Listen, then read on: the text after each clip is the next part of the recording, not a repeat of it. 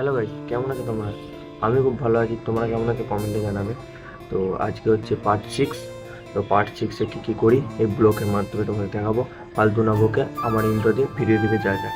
Animesh YouTube চ্যানেলে সবাইকে সুস্বাগত। চলো কী কী করি আজকে তোমাদেরকে দেখাই। তো এই গাইস, আমি বলেছিলাম সব ডিউটি দেখাবো। তো আজকে ভাপায় বা জল হয়নি কিছু। তো তার জন্য তোমাদেরকে কিছু দেখায়নি। তো আজকে খুব চাপ ছিল।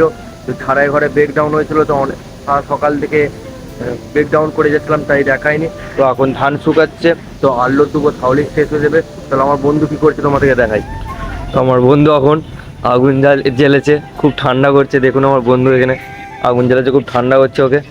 তো বন্ধুরা, আমাদের ওখানে এলিমিটারে জাম লেগে গেছে। চলো জামটা দেখাই কিরকম জাম লেগেছে।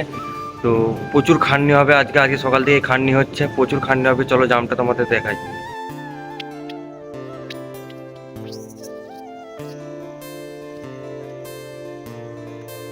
ওই বন্ধু বলেছিলাম যে তোমাদেরকে ডিউটি সব কিছু দেখাবো।